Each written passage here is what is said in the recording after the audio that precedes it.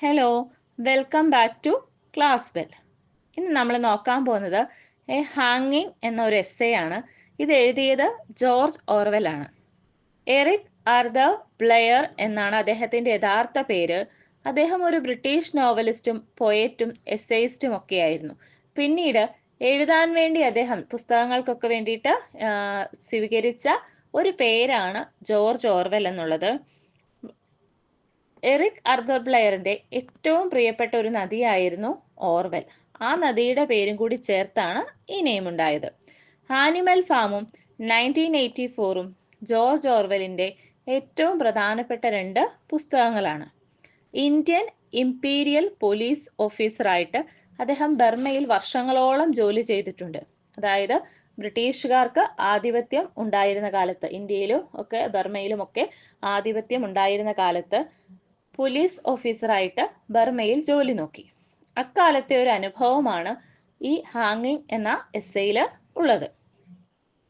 ഒരു തൂക്കുമരത്തിലേക്ക് ഒരു പ്രതിയെയും കൊണ്ട്, ഒരു കുറ്റവാളിയെയും കൊണ്ട് ഈ പോലീസ് ഓഫീസേഴ്സ് പോകുന്നു. ആ അനുഭവമാണ് ഇതിനകത്തുള്ളത്. അപ്പോൾ കുറ്റവാളി എന്ന് പറഞ്ഞെങ്കിലും എന്ത് കുറ്റമാണ് ചെയ്തത് എന്നിവിടെ പറയുന്നില്ല. ചിലപ്പോൾ സ്വന്തം രാജ്യത്തിന്റെ സ്വാതന്ത്ര്യത്തിന് വേണ്ടിയിട്ട് പ്രതികരിച്ചതാവാം, എന്താണെന്ന് ഇവിടെ പറയുന്നില്ല. അപ്പൊ ഇങ്ങനെയാണ് എസ്സേ തുടങ്ങുന്നത്. It was in Burma a sodden morning of the rains. ബർമയിലെ ഒരു നനവുള്ള പ്രഭാതത്തില്, അതായത് മഴ പെയ്ത് നനഞ്ഞ ഒരു പ്രഭാതത്തില് ജയിൽ അറയ്ക്കുള്ളിലേക്ക്, ജയിൽ വളപ്പിലേക്ക് സൂര്യന്റെ രശ്മികള് ഒരു മഞ്ഞ ടിൻഷീറ്റ് പോലെ പതിക്കുന്നുണ്ട്. ചെറുതായിട്ടേ ലൈറ്റ് അടിക്കുന്നുള്ളൂ. ആ സമയത്ത് ഇവർ കുറച്ച് പോലീസുകാര് സെല്ലിന് പുറത്ത് കാത്തു നിൽക്കുകയായിരുന്നു. അപ്പം സെല്ലെന്ന് പറഞ്ഞാൽ ജയിലറ. ആ ജയിലറ എന്ന് പറയുന്നത് വളരെ ചെറുതാണ്. ഒരു ആനിമലിന്റെ ഒക്കെ കേജ് പോലെ വളരെ ചെറുതാണ്. വളരെ കട്ടി കൂടിയ ബാർസ് അതിന് വേലി പോലെ വെച്ചിട്ടുണ്ട്. ഓരോ സെല്ലിനും 10 അടി മാത്രമേ വലിപ്പം ഉണ്ടായിരുന്നുള്ളൂ. അതിനകത്ത് തടി കൊണ്ടുള്ള ഒരു കട്ടിലും അതുപോലെ കുടിക്കാനുള്ള വെള്ളം വെക്കാനുള്ള ഒരു പോട്ടും ഒരു പാത്രവും അത് മാത്രമാണ് അതിനകത്ത് ഉണ്ടാവുക. അതിനകത്ത് ബ്രൗൺ കളറുള്ള സൈലന്റ് ആയിട്ടുള്ള കുറച്ച് പ്രതികളാണ് ഉള്ളത്. അവരെല്ലാവരും ഇങ്ങനെ മുട്ടില് തല താങ്ങി കുനിഞ്ഞ് ഇരിക്കുന്ന അവസ്ഥയിലായിരിക്കും മിക്കപ്പോഴും. അവർക്ക് പുതയ്ക്കാനുള്ള ബ്ലാങ്കറ്റ് അവരുടെ ചുറ്റും ഇങ്ങനെ കവർ ചെയ്തിട്ടുണ്ടാവും. അവരെല്ലാവരും ഈ ആഴ്ചയോ അല്ലെങ്കിൽ അടുത്ത ആഴ്ചയോ ഒക്കെ തൂക്കിലേറ്റാൻ വിധിക്കപ്പെട്ടവരാണ്. അവർ വളരെ ദുഃഖിതരായിട്ട് എപ്പോഴും അതിനകത്ത് ഇങ്ങനെ കുനിഞ്ഞ് ഇരിപ്പാണ് പതിവ്. അതിൽ നിന്ന് ഒരു സെല്ലിൽ നിന്ന് ഒരു പ്രസനറെ അവർ പുറത്തേക്ക് കൊണ്ടുവന്നു. അദ്ദേഹം ഒരു ഹിന്ദു ആയിരുന്നു. വളരെ ചെറിയ, വളരെ വീക്കായിട്ടുള്ള ഒരാളായിരുന്നു. അയാളുടെ തലയെല്ലാം ഷേവ് ചെയ്തിരുന്നു. എന്നാൽ അയാളുടെ ആ ശരീരത്തിന് ചേരാത്ത ഒരു തടിയും മീശയും ഒക്കെ അയാൾക്കുണ്ടായിരുന്നു. അത് കണ്ടപ്പോൾ ജോർജ് ഓർവെലിന് കോമിക് ആയിട്ടുള്ള ഒരു ആളെയാണ് ഓർമ്മ വന്നത്. അതായത് ഫിലിംസിലൊക്കെ കോമിക് റോൾ ചെയ്യുന്ന ഒരാളെയാണ് ഓർമ്മ വന്നത്. ഒരു 6 ഇന്ത്യൻ വാർഡന്മാർ ചേർന്നിട്ടാണ് അയാളെ അയാളുടെ സെല്ലിൽ നിന്ന് തൂക്കുമരത്തിലേക്ക് കൊണ്ടുപോകുന്നത്. അതിൽ 2 വാർഡന്മാർ അയാളുടെ 2 സൈഡിലും തോക്കുമൊക്കെ ആയിട്ട് നിന്നു. ബാക്കിയുള്ളവര് അയാളെ കൈവിലങ്ങൊക്കെ അണിയിച്ചു. അതിനുശേഷം അവരിങ്ങനെ മുന്നോട്ട് നടന്നു പോകാൻ തുടങ്ങി. ആ സമയത്ത് ഇവരെല്ലാവരും കൂടി അയാളെ വളരെ വളഞ്ഞു പിടിച്ചിരിക്കുന്നത് പോലെ തോന്നും. കാരണം ഒരു ജീവനുള്ള മീന് എപ്പോൾ വേണമെങ്കിലും വഴുതി പോകുമ്പോൾ നമ്മൾ അതിനെ ഇറുക്കി പിടിക്കുമല്ലോ എന്ന് പറഞ്ഞ മാതിരിയാണ് ഈ പട്ടാളക്കാര് അയാളെ പിടിച്ചിരിക്കുന്നതെന്നാണ് ഓർവെൽ വിശദീകരിക്കുന്നത്. അപ്പം അങ്ങനെ അവര് ആ തൂക്കുമരത്തിലേക്ക് നടന്നു തുടങ്ങി. എന്നാൽ ആ തടവുകാരന് വലിയ എതിർപ്പൊന്നും ഉണ്ടായിരുന്നില്ല. അയാൾ പ്രതിരോധിക്കാനൊന്നും നിന്നില്ല. വളരെ അനുസരണയോടെ ഇവരുടെ ഒപ്പം നടന്നു നീങ്ങി. ആ സമയത്താണ് ക്ലോക്ക് 8 മണിയുടെ ഒരു ശബ്ദം ഉണ്ടാക്കിയത്. അതേ സമയം തന്നെ ദൂരെയുള്ള ഒരു പട്ടാള ക്യാമ്പിൽ നിന്ന് ബ്യൂഗിളിന്റെ ഒച്ചയും എത്തി. ഇവരുടെ ജയിൽ സൂപ്രണ്ട് അദ്ദേഹം ഇവരിൽ നിന്നും കുറച്ച് മാറി നിൽക്കുകയായിരുന്നു. അയാളുടെ കയ്യിലുള്ള സ്റ്റിക്ക് ഉപയോഗിച്ച് അവിടെയുള്ള തറയിലെ കരിങ്കൽ കഷ്ണങ്ങളിൽ ഇങ്ങനെ കുത്തിക്കൊണ്ടിരിക്കുകയായിരുന്നു. അദ്ദേഹം ആ ശബ്ദം കേട്ട ഭാഗത്തേക്ക് നോക്കി. അതുപോലെ തന്നെ അദ്ദേഹം ഒരു ആർമി ഡോക്ടർ ആയിരുന്നു. ആ ഡോക്ടർ ഫ്രാൻസിസ് എന്ന് പറയുന്ന ഹെഡ് ജയിലറോട് പറയുകയാണ്, നിങ്ങൾ ഇതുവരെ റെഡിയായില്ലേ? ആ മനുഷ്യനെ തൂക്കിക്കൊല്ലേണ്ട സമയം കഴിഞ്ഞു. അത് കഴിഞ്ഞാൽ മാത്രമേ ബാക്കിയുള്ള ജോലിക്കാർക്കൊക്കെ ബാക്കിയുള്ള തടവുകാർക്കൊക്കെ ഫുഡ് കൊടുക്കാനായിട്ട് സാധിക്കുകയുള്ളൂ. അപ്പോൾ അയാൾ പറഞ്ഞു, ഫ്രാൻസിസ് എന്ന് പറയുന്ന ഹെഡ് ജയിലർ പറഞ്ഞു, അയാൾ ഒരു വൈറ്റ് സ്യൂട്ടും അതുപോലെ ഗോൾഡൻ കണ്ണാടിയൊക്കെയാണ് ധരിച്ചിരിക്കുന്നത്. അപ്പോൾ അയാൾ പറഞ്ഞു എല്ലാം റെഡിയാണ്, തൂക്കാനുള്ള ആ ആള്, അതായത് ഹാങ്മാനും റെഡിയാണ്, അവരെല്ലാവരും അവിടെ വെയിറ്റ് ചെയ്തിരിക്കുകയാണ്, എല്ലാ പ്രിപ്പറേഷൻസും വളരെ സാറ്റിസ്ഫാക്ടറി ആയിട്ട് ഞാൻ ചെയ്തു കഴിഞ്ഞു എന്ന് പറഞ്ഞു. അങ്ങനെയാണെങ്കിൽ നമുക്ക് അങ്ങോട്ടേക്ക് പോകാം എന്ന് പറയുന്നു. അങ്ങനെ അവർ വീണ്ടും നടന്നു തുടങ്ങി. 2 വാർഡന്മാരെ വളരെ ശക്തമായിട്ട് ഈ തടവുകാരനെ പിടിച്ചിട്ടുണ്ട്. ബാക്കിയുള്ളവര് ഇവരുടെ പുറകെ തന്നെ പോകുന്നു.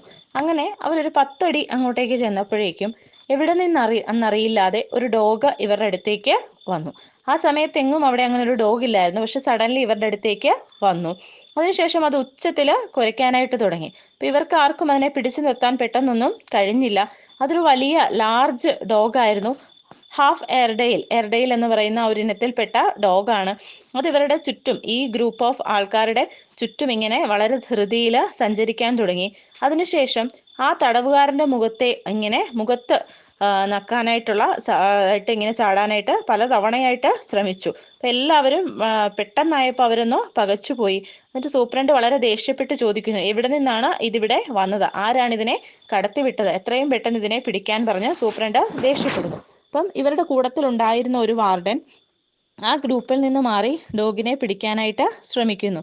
പക്ഷെ എങ്ങനെ നോക്കിയിട്ടും അതിനെ പിടിക്കാനായിട്ട് പറ്റുന്നില്ല. ആ കൂട്ടത്തിലുണ്ടായിരുന്ന ഒരു യങ് യുറേഷ്യൻ ജയിലർ, അയാൾ കുറച്ച് കരിങ്കൽ കഷ്ണങ്ങളൊക്കെ എടുത്തിട്ട് അതിനെ എറിഞ്ഞോടിക്കാൻ ശ്രമിച്ചു. പക്ഷെ അത് എറിഞ്ഞിട്ടൊന്നും പോവാനേ തയ്യാറായില്ല. അങ്ങനെ വാർഡന്മാര് 2 പേര് അയാളെ പിടിച്ചിരിക്കുന്നു, തടവുകാരനെ പിടിച്ചിരിക്കുന്നു. ബാക്കിയുള്ളവര് ഇതിനെ പിടിക്കാനായിട്ട് നോക്കി. പക്ഷെ കുറച്ച് സമയം കഴിഞ്ഞിട്ടും ഇതിനെ ഒന്നും ചെയ്യാൻ പറ്റിയില്ല, അതിനെ മാനേജ് ചെയ്യാനായിട്ട് പറ്റുന്നില്ല. കുറെ കഴിഞ്ഞപ്പോൾ ഇവരുടെ കയ്യിലുണ്ടായിരുന്ന ഹാൻകർചീഫ്, അതിനൊരു കോളർ പോലെ പിടിച്ചിട്ട് അതിനെ ഇവര് വരുതിയിലാക്കി നിർത്തി.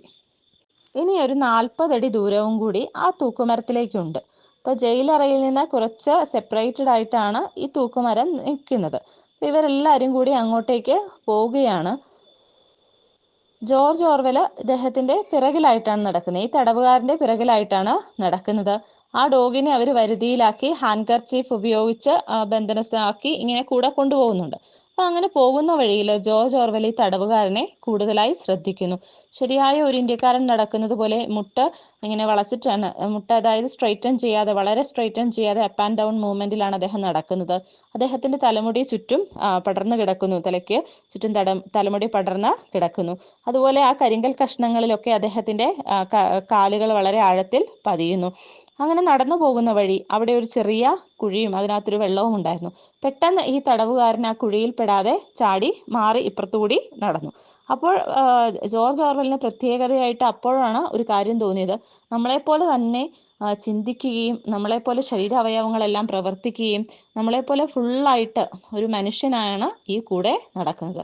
പക്ഷെ ഏതാനും നിമിഷങ്ങൾക്കുള്ളിൽ അദ്ദേഹം കൊല്ലപ്പെടും. അദ്ദേഹത്തിന്റെ ജീവൻ പിന്നെയില്ല. അദ്ദേഹത്തിന്റെ ലൈഫ് ഇപ്പോൾ ഫുള്ളായിട്ട് എല്ലാ കാര്യവും പ്രവർത്തിക്കുന്നുണ്ട്. അതായത് നഖങ്ങൾ വളരുന്നുണ്ട്, അതുപോലെ കണ്ണുകൾ പ്രവർത്തിക്കുന്നു, അദ്ദേഹത്തിന്റെ റീസണിങ് പ്രവർത്തിക്കുന്നു. അങ്ങനെ എല്ലാ തരത്തിലും ശരിയായ ഒരു മനുഷ്യനാണ്. കാണുന്നുണ്ട്, കേൾക്കുന്നുണ്ട്, നടക്കുന്നുണ്ട്, എല്ലാം അറിയുന്ന ആ ഒരാൾ ഒരു 2 മിനിറ്റിനുള്ളിൽ കൊല്ലപ്പെടാം. അത് വളരെ സ്ട്രെയിഞ്ച് ആയിട്ട് ജോർജ് ഓർവെലിന് ആ നിമിഷത്തിൽ തോന്നി. അങ്ങനെ അവരെല്ലാവരും കൂടി നടന്ന് തൂക്കുമരം നിൽക്കുന്ന ആ ഒരു സ്ഥലത്തെത്തി. അവിടെ ചുറ്റും ധാരാളം ചെടികളൊക്കെ വളർന്ന് ഇങ്ങനെ പൊങ്ങി നിൽക്കുകയാണ്. അതെല്ലാം മുള്ളുപോലെയുള്ള ചെടികളാണ്. അങ്ങനെ ആ ഒരു പ്രദേശം എന്ന് പറയുന്നത് മെയിൻ ജയിലിൽ നിന്ന് കുറച്ച് സെപ്പറേറ്റ് ആയിട്ടാണ് നിൽക്കുന്നത്. അതിന്റെ 3 സൈഡിലും ബ്രിക്ക് കൊണ്ട്, അതായത് ഇഷ്ടികകൾ കൊണ്ട് നിർമ്മിച്ചതാണ്. അതിനകത്താണ് ആ തൂക്കുമരം പൊക്കത്തിൽ നിൽക്കുന്നത്. അവിടെ നിന്ന് താഴേക്ക് അതിന്റെ കയറിങ്ങനെ തൂങ്ങിക്കിടപ്പുണ്ട്. അവിടെ ഹാങ്മാൻ, അതായത് ഇയാളെ തൂക്കാനുള്ള ആ ആരാച്ചാര് അവിടെ നിൽപ്പുണ്ടായിരുന്നു. ഈ പോലീസ് ഓഫീസേഴ്സിനെ എല്ലാം കണ്ടപ്പോഴേക്കും അയാൾ ഇവരെ വിഷ് ചെയ്തു. അങ്ങനെ പതുക്കെ ഇവര് ഈ തടവുകാരനെ അങ്ങോട്ടേക്ക് പകുതി തള്ളിയും പകുതി വലിച്ചുകൊണ്ടും ഒക്കെ ആയിട്ട് ആ തൂക്കുമരത്തിനടുത്ത് കൊണ്ടു നിർത്തി. അപ്പോൾ തന്നെ ആരാച്ചാര് വന്നിട്ട് ഇയാളുടെ കഴുത്തിൽ ആ കയറ് ചുറ്റി. ബാക്കി 2 വാർഡന്മാർ അവിടെ നിന്നിട്ട് ബാക്കിയുള്ളവര് ഇയാളുടെ പിറകിലായിട്ട് ചുറ്റും ഇങ്ങനെ ഒരു സർക്കിള് പോലെ നിലയുറപ്പിച്ചു. ആ സമയത്ത് വളരെ ഉച്ചത്തിൽ ആ തടവുകാരൻ റാം റാം എന്ന് പ്രാർത്ഥിക്കാനായിട്ട് തുടങ്ങി. അതൊരു ഭയത്തോടെയുള്ള ഒരു പ്രാർത്ഥനയായിട്ടോ അല്ലെങ്കിൽ ഒരു സഹായത്തിന് വേണ്ടിയിട്ടുള്ള കരച്ചിലായിട്ടോ ഒക്കെ തോന്നാൻ തുടങ്ങി. പക്ഷെ അത് വളരെ കൃത്യമായിട്ട് കുറേ സമയത്തേക്ക് അദ്ദേഹം അത് ഉച്ചത്തിൽ ജപിക്കാൻ തുടങ്ങി. ആ സമയത്തും ഇവരുടെ കൂട്ടത്തിൽ ആ ഡോഗ് ഉണ്ട്. ആ ഡോഗ് അതിന് മറുപടി എന്നോണം കരച്ചിൽ പോലെ ഒരു ശബ്ദം ഉണ്ടാക്കുന്നുണ്ട്. കുറച്ചു കഴിഞ്ഞപ്പോൾ ആ ഹാങ്മാൻ വന്നിട്ട് ഈ തടവുകാരന്റെ മുഖത്ത് ഒരു അരിച്ചാക്ക് കൊണ്ട് മൂടി വെച്ചു. അതായത് ഇയാളെ ഉടനെ തൂക്കാൻ പോവാണ്. അപ്പോൾ മുഖം മറയ്ക്കാനായിട്ട് ഒരു അരിച്ചാക്ക് ഇയാളുടെ തലവഴി താഴേക്കിട്ടു. ആ സമയത്തും അതിനകത്തു നിന്നും ആ ഒരു ശബ്ദം റാം റാം എന്നുള്ള ഒരു പ്രാർത്ഥന അയാളെ നടത്തിക്കൊണ്ടേയിരുന്നു. അങ്ങനെ ഹാങ്മാൻ താഴേക്ക് ഇറങ്ങിപ്പോയി. അതായത് ഈ തൂക്കുമരത്തിന്റെ ലിവർ അവിടെയാണ് ഇരിക്കുന്നത്. അത് പ്രസ് ചെയ്യുമ്പോഴാണ് ഇയാള് തൂങ്ങി മരിക്കുക. അങ്ങനെ പോകുമ്പോൾ ആ സമയത്തെല്ലാം ഇയാൾ ഉറക്കെ ഈ റാം റാം എന്ന് കരയുന്നുണ്ട്. ആ സൂപ്രണ്ട് തന്റെ കയ്യിലുള്ള സ്റ്റിക്ക് കൊണ്ട് ഇങ്ങനെ വെറുതെ കുത്തിക്കൊണ്ടിരിക്കുകയാണ്. അപ്പൊ ജോർജ് ഓർവെൽ ചിന്തിക്കുകയാണ്, ഈ തടവുകാരനെ ഒരു 50 തവണയോ 100 തവണയോ ഒക്കെ തന്റെ പ്രാർത്ഥന പൂർത്തിയാക്കാൻ ചിലപ്പോൾ അദ്ദേഹം അനുവദിക്കുകയാണോ എന്നിങ്ങനെ ചിന്തിച്ചു. ആ സമയത്ത് അവിടെയുള്ള പട്ടാളക്കാരിലെല്ലാം മാനസികമായ പിരിമുറുക്കം അനുഭവപ്പെട്ടു. അവരുടെ എല്ലാം കളർ ചേഞ്ച് ആയി എന്നാണ് ഇദ്ദേഹം പറയുന്നത്. അതായത് ഇന്ത്യക്കാരുടെ കളറ് ഒരു ബാഡ് കോഫി പോലെ, അതായത് നല്ലതല്ലാത്ത ഒരു കോഫി ബ്രൗൺ കളറിലേക്ക് മാറി എന്ന് പറയുന്നു. അവരുടെ കയ്യിലിരിക്കുന്ന വസ്തുക്കളൊക്കെ വിറയ്ക്കുന്നുണ്ട്. അപ്പൊ എന്തായാലും ഒരാളെ തൂക്കിക്കൊല്ലാൻ പോവാണ്. അപ്പൊ അതിൻ്റെതായ ഒരു മാനസിക പിരിമുറുക്കം അവിടെ കൂടി നിന്നവരുടെ എല്ലാം മുഖത്തും ശരീരഭാവങ്ങളിലും പ്രകടമായിരുന്നു. അപ്പൊ എങ്ങനെയെങ്കിലും ഈ ഒരു നോയിസ് ഇല്ലാതായെങ്കിൽ എന്ന്, അതായത് ഈ റാം റാം എന്ന് വിളിക്കുന്ന അദ്ദേഹത്തിന്റെ ആ ഒരു പ്രാർത്ഥന ഇവരെ എല്ലാം അസ്വസ്ഥരാക്കുന്നു. അപ്പൊ എങ്ങനെയെങ്കിലും ഇതൊന്ന് നിന്നിരുന്നെങ്കിൽ എന്നിവര് ആഗ്രഹിക്കുന്നു. ആ സമയത്ത് സൂപ്രണ്ട് ഏതായാലും ചലോ എന്ന് പറയുന്നു. ഹാങ്മാൻ തന്റെ ആ ഒരു ലിവറ് വലിച്ചു. ആ സമയത്ത് തന്നെ പ്രിസണർ അപ്രത്യക്ഷമായി. അതായത് അവിടെ നിന്നിടത്ത് നിന്ന് അദ്ദേഹം തൂങ്ങിയങ്ങ് പോയി. ജോർജ് ഓർവെല് തന്റെ കയ്യില് ബലമായിട്ട് പിടിച്ചിരുന്ന ആ ഒരു ഡോഗിനെ അഴിച്ചുവിടുകയും ചെയ്തു. അത് പെട്ടെന്ന് തന്നെ കുരച്ചുകൊണ്ട് ഇതിന് മുൻപ് ആ തടവുകാരൻ നിന്ന സ്ഥലത്ത് പോയി നോക്കി. അവിടെ ഇല്ലല്ലോ, അദ്ദേഹത്തിന്റെ ബോഡി താഴേക്ക് പോയി. അപ്പോൾ ഡോഗ് അവിടെ പോയി അയാളെ അന്വേഷിക്കുന്നുണ്ട്. പിന്നീട് ആ ഡോഗ് ആ ഒരു തൂക്കുമരത്തിന് ചുറ്റും, ആ ഒരു ഷെഡിന് ചുറ്റും ധാരാളം ചെടികൾ വളർന്നു നിൽപ്പുണ്ട്. അപ്പൊ അതിനിടയ്ക്ക് പോയി നിന്ന് ഇവരെ വളരെ രൂക്ഷമായിട്ട് നോക്കിക്കൊണ്ടേ ഇരുന്നു. ആ സമയത്ത് ഇവരെല്ലാവരും കൂടി, ഈ വാർഡന്മാരെല്ലാവരും കൂടി ഈ മരിച്ചയാളിന്റെ ബോഡി എക്സാമിൻ ചെയ്യാനായിട്ട് അതിനടുത്തേക്ക് എത്തി. ആ സമയത്ത് സൂപ്രണ്ടിന്റെ എന്നാണ് അതിന്റെ ശരിയായ പ്രൊനൗൺസിയേഷൻ. അപ്പം സൂപ്രണ്ടിന്റെ ആ ഒരു സ്റ്റിക്ക് ഉപയോഗിച്ച് അതിൽ ഇങ്ങനെ പ്രസ് ചെയ്ത് നോക്കുന്നുണ്ട്. അപ്പൊ അദ്ദേഹം പറയുന്നു, ഹീ ഈസ് ഓൾ റൈറ്റ്, അയാള് കറക്റ്റ് ആണ് എന്ന് പറയുന്നു. ശേഷം അവരുടെ എല്ലാം മുഖത്ത് ഒരു റിലീഫ് ഉണ്ടായി. കാരണം ആ ഒരു ടെൻഷൻ പിടിച്ച ആ ഒരു പ്രോസസ്സ് കഴിഞ്ഞല്ലോ. അപ്പൊ അദ്ദേഹം തന്റെ വാച്ചിൽ നോക്കിയിട്ട് പറയുന്നു, 8 minutes past 8, 8 മണി കഴിഞ്ഞു. ഇന്ന് രാവിലത്തേക്കുള്ള കാര്യങ്ങളെല്ലാം പൂർത്തിയായി, താങ്ക് ഗോഡ് എന്ന് പറയുന്നു. ശേഷം അവരെല്ലാവരും കൂടി തിരിച്ച് ആ പ്രിസണിലേക്ക് പോവുകയാണ്. അങ്ങനെ പോകുന്ന വഴിക്ക് അവർ നോക്കുമ്പോൾ ആ സെല്ലിൽ എല്ലാവരും പ്രിസണേഴ്സ് തങ്ങളുടെ ഉഴവും കാത്ത് നിൽപ്പുണ്ട്. അതുപോലെ ബാക്കിയുള്ള കുറ്റവാളികളൊക്കെ രാവിലത്തെ ആഹാരം മേടിക്കാനായിട്ട് പാനിക്കിൻ എന്ന് പറയുന്നത് മെറ്റൽ കൊണ്ടുള്ള പാത്രമാണ്, അതൊക്കെ കയ്യിൽ പിടിച്ച് നിൽപ്പുണ്ട്. വാർഡന്മാര് വലിയ ബക്കറ്റില് അവർക്കുള്ള ഭക്ഷണമൊക്കെ വിളമ്പി കൊടുക്കുന്നു. അങ്ങനെ തികച്ചും ഹോംലി ആയിട്ടുള്ള ഒരു അറ്റ്മോസ്ഫിയറിലേക്ക്, അതായത് ആ ഹാങ്ങിങ്ങിന് ശേഷം അവർ നോർമൽ ആയിട്ടുള്ള ഒരു അവസ്ഥയിലേക്ക് വന്നു. അങ്ങനെ അവർക്ക് എല്ലാവർക്കും ഒരു ഇനോർമസ് ആയിട്ടുള്ള ഒരു വലിയ ഒരു റിലീഫ്, ഒരു ആശ്വാസം തോന്നി തുടങ്ങി. ആ തൂക്കിക്കൊലയ്ക്ക് ശേഷം എല്ലാവരും തങ്ങളുടെ നോർമൽ സംഭാഷണങ്ങളിലേക്ക് തിരിച്ചു വന്നു. ജോർജ് ഓർവെലിന് അവിടെ ഉണ്ടായിരുന്ന ഒരു യുറേഷ്യൻ ബോയ് തന്റെ കയ്യിലുള്ള സിഗരറ്റ് ഓഫർ ചെയ്യുന്നു. ആ കൂട്ടത്തിൽ അയാൾ പറയുന്നു, എൻ്റെ സിൽവർ കേസ് ഞാനൊരു ബോക്സ് വാലയുടെ കയ്യിൽ നിന്ന് 2 rupeesന് വാങ്ങിയതാണ്, ക്ലാസി യൂറോപ്യൻ സ്റ്റൈലില്ലേ എന്നൊക്കെ ചോദിക്കുന്നു. ആ കൂട്ടത്തിൽ യുറേഷ്യൻ ബോയ് ജോർജ് ഓർവെലിനോട് പറയുന്നു, നമ്മുടെ ആ ഫ്രണ്ട് എന്ന് ഉദ്ദേശിക്കുന്നത് ഇപ്പോൾ മരണപ്പെട്ട ആ തടവുകാരനാണ്. അയാളുടെ അപ്പീൽ തള്ളിയ ദിവസം, അതായത് തന്നെ തൂക്കിക്കൊല്ലരുത് എന്ന് അപേക്ഷിച്ച് അയാൾ ഒരു അപ്പീൽ സമർപ്പിച്ചിരുന്നു. ആ അപ്പീൽ തള്ളിപ്പോയി. അപ്പം തന്റെ മരണം ഉറപ്പായ ആ ദിവസം ആ തടവുകാരൻ തന്റെ സെല്ലിൽ നല്ല ദേഷ്യം കാണിച്ചു, ഭയം കൊണ്ടായിരിക്കാം എന്നാണ് ഈ യുറേഷ്യൻ ബോയ് ജോർജ് ഓർവെലിനോട് പറയുന്നത്. ആ സമയത്ത് ബാക്കി എല്ലാ വാർഡന്മാരും ചുറ്റും കൂടി നിന്ന് എല്ലാവരും ഓരോരോ സംഭാഷണങ്ങളിൽ ഏർപ്പെട്ടു. അപ്പോൾ ഇവർ പറയുകയാണ്, ചില തടവുകാര് നല്ല രീതിയിൽ പ്രതിരോധിക്കും, അതായത് തൂക്കുമരത്തിലേക്ക് പോവാൻ തയ്യാറല്ല. പക്ഷെ ഇന്നത്തെ ആ തടവുകാരൻ ഒരു എതിർപ്പും കൂടാതെയാണ് അങ്ങോട്ടേക്ക് പോയത്. പക്ഷെ ചിലര് നല്ല എതിർപ്പ് പ്രകടിപ്പിക്കും. ഒരുപാട് വാർഡന്മാർ കൂടിയൊക്കെ വേണ്ടി വരും അവിടെ കൊണ്ടുപോയി തൂക്കി ലേറ്റാന്.